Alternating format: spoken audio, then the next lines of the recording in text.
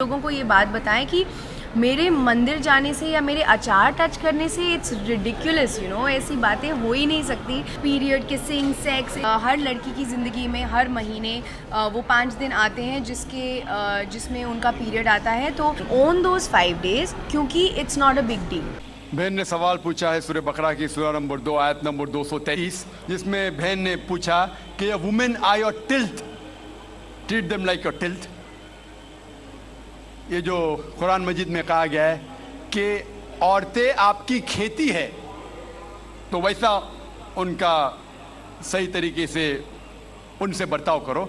یہ آیت کے بارے میں آپ دیکھیں گے 222 پڑھیں گے. اس کا پہلے آیت پڑھنا امپورٹنٹ ہے.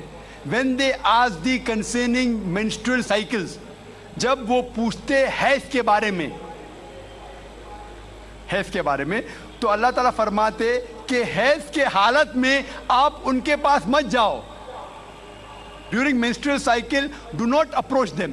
کیوں؟ کیونکہ حیض کے حالت میں جب خون بہتا ہے, آج کی میڈیکل سائنس کہتی ہے کہ چانسز ہے جب آپ ان کے پاس جائیں گے اس حالت میں تو عورتوں کو تکلیف ہوگی.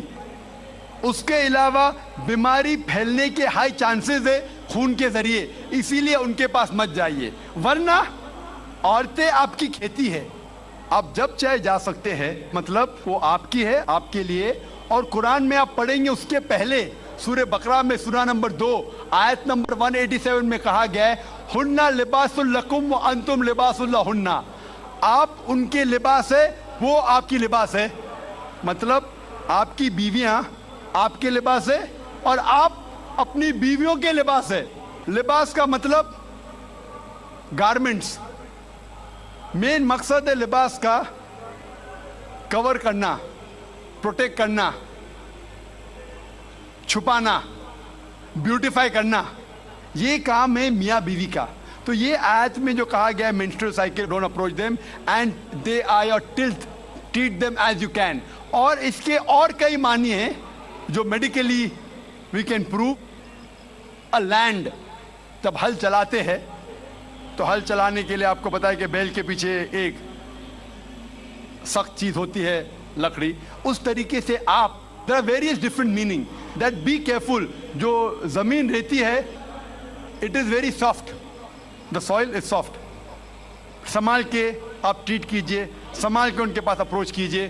تو کئی معنی ہیں, کئی تفسیر ہے تاکہ آپ عورتوں کو خیال رکھیں.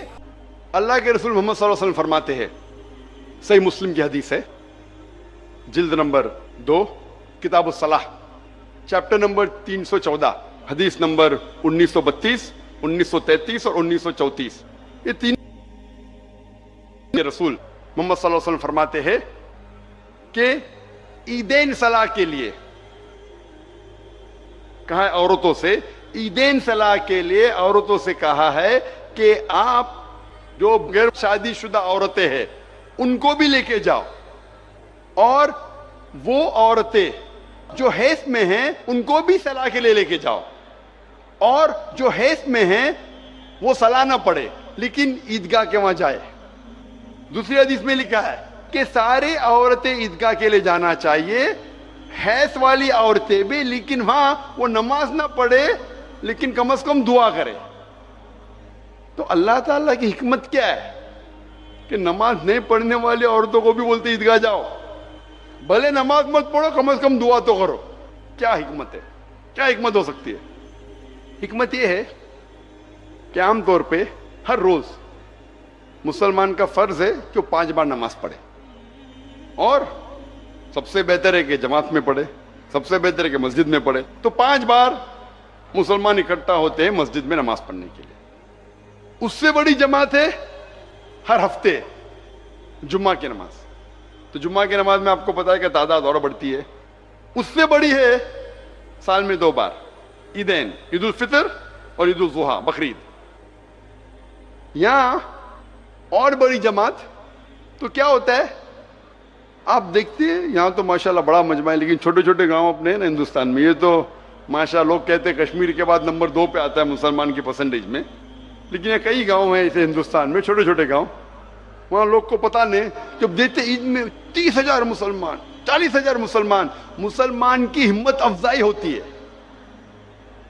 लोग को पता नहीं, जब मस्जिद में 5 बार नमाज के लिए मिलते तो पता चलता है ये मुसलमान ही बिल्डिंग में रह रहा है, ये इलाके में रह रहा है। जुम्मा में मिलते और मुसलमान से मुलाकात होती है। ईद के टाइम पे सबसे ज्यादा साल में 2 बार। तो अगर छोटे से गांव में जब पता लगता है कि 30,000, 40,000, 50,000 मुसलमान, तो हिम्मत अफजाई होती है, हौसला बढ़ता है। और साथ साथ अगर कोई दुश्मन है, वो दुश्मन भी सोचेगा 10 बार, हाँ 40,000 मुसलमान, 50,000 मुसलमान, गड़बड़ करने के पहले सोचूंगा मैं। तो दिस इज मास साइकोलॉजी।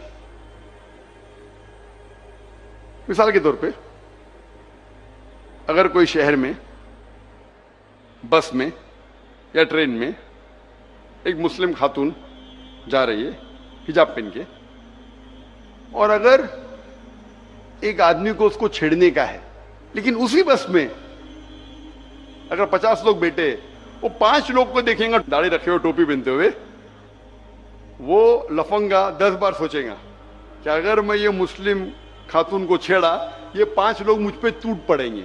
भले वो ज़ईफ है, बराबर खड़े भी नहीं हो सकते, लेकिन दाढ़ी टोपी है ना, मैं छेड़ूंगा तो 5 लोग मुझे छोड़ेंगे नहीं।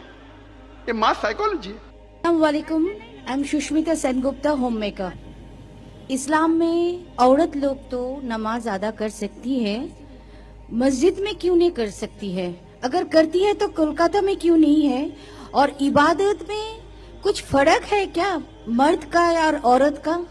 वो ईदगाह में क्यों नहीं जा सकते? बहन का सवाल है कि इस्लाम में औरतें मस्जिद में जाके नमाज क्यों नहीं पढ़ती, और नमाज पढ़ने का तरीका अलग क्यों है, और ईदगाह में क्यों नहीं जाती?